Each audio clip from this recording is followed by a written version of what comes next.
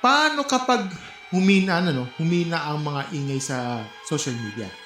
Paano kapag hindi na ito laging nakikita sa feed ng mga tao?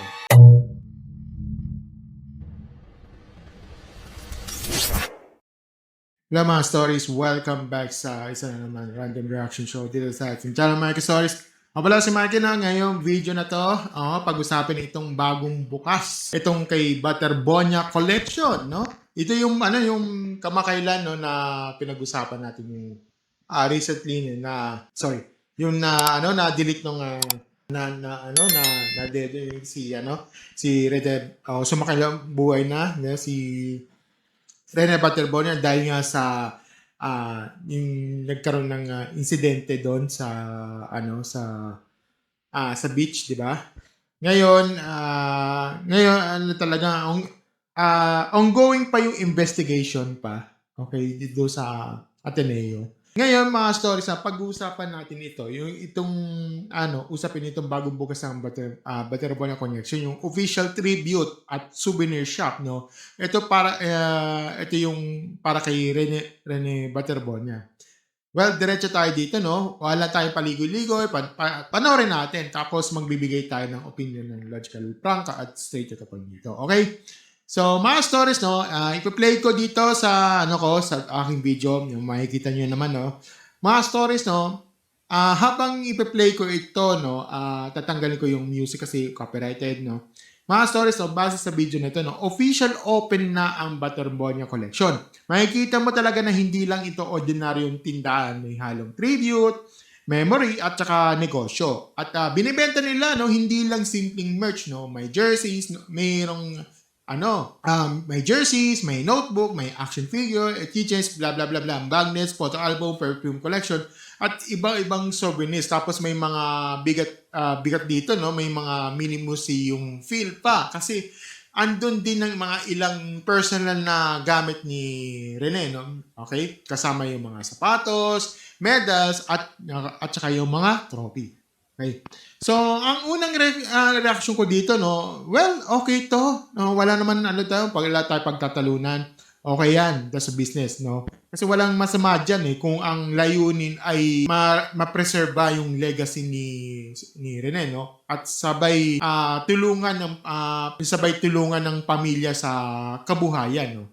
Well, kung 100% ito malinis at intensyon at talagang para sa pamilya, walang issue sa akin dyan. Walang issue sa amin dyan sa mga nag-react, okay? Walang dapat pagtatalunan dito, okay? Pero syempre dahil opinionated tayo dito, commentator tayo dito, hindi tayo manghanggang congrats lang dito, no? Kailangan natin tignan ang mas malalim ng reality. Well, mga stories ang totoo lang dito malakas ngayon ang interest ng tao dahil fresh pa ang isip ng nakakarami, no? Ang pangalan ni Sir Rene Butterbonia, no? May hype, may public attention, may emotional connection ang mga tao, no? At diyan pumapasok sa isang mahalagang tanong. Paano kapag humina ang mga ingay sa social media? Paano kapag hindi na ito lagi nakikita sa feed ng mga tao? Kasi ganyan talaga ang realidad sa internet Mabilis mapaangat, pero mabilis din mang-iwan. Ngayon dito, as of recording, trending ka.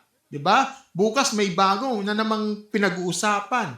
Kaya ang negosyo na umaasa lang sa awa, sa virality o sa hype, delikado yan kung walang long-term plan. Okay?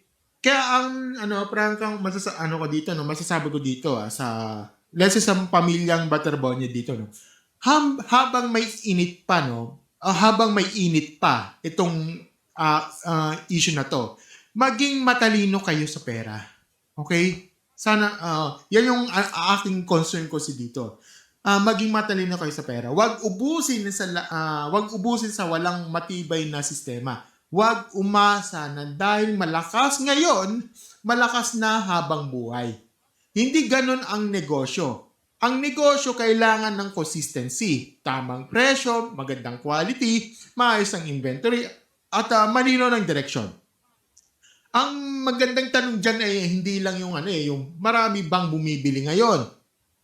Ang mas tamang tanong kasi dito ay may babalik bang customer pagkatapos ng hype? Kasi kung ang tao bibili lang dahil naawa, nakikiuso o gusto lang makisabay sa trend, maaaring isang beses lang yan. Pero kung ang merch nyo may quality, may kwento, may value, maayos at maayos ang branding, doon magkakaroon ng totoong staying power. Isa pa, maganda yung yung idea na hindi lang ito shop kundi parang mini museum din, di ba?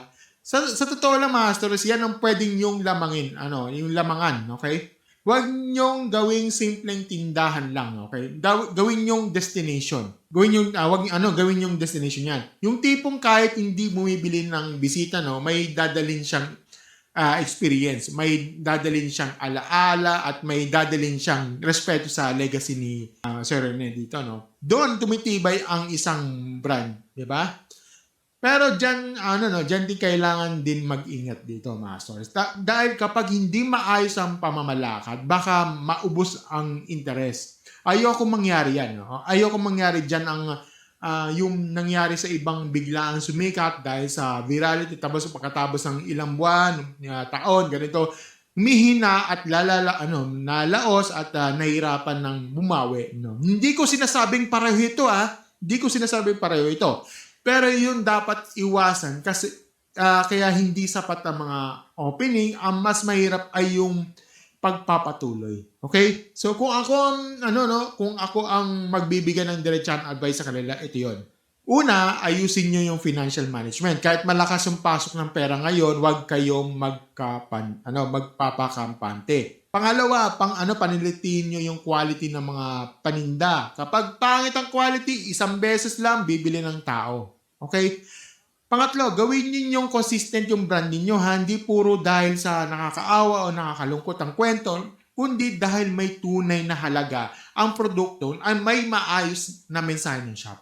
At pangapat, palawakin ninyo yung reach nyo. No? Hindi lahat nakakapunta sa Tacloban, Agusan del Sur, di ba? Kaya kung kaya, no? Magkaroon kayo ng online ordering, maayos na page, regular content, at saka tamang promotion.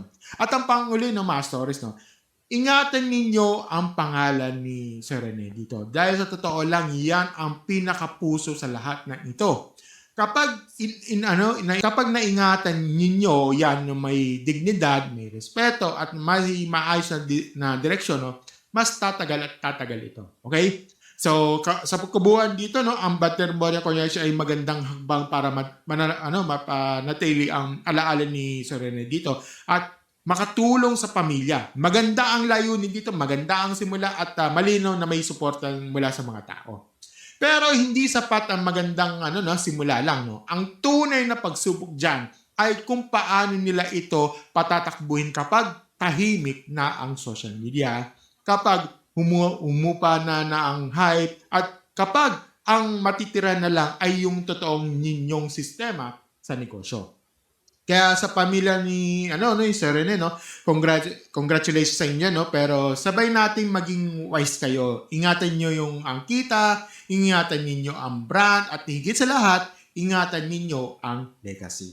Yun, mga story. So, yan lang yung ating issue for the day, no.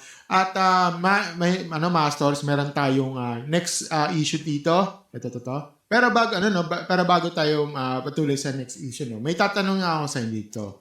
Sa tingin nyo ba magiging long-term at sustainable ba ang Butterbonia Connection kahit umupa ang hype? O para sa inyo, no, ano mas importante na ganitong klase ng shop? Yung ang emotional value o quality na consistent ng negosyo? Comment down below at babasahin natin yan.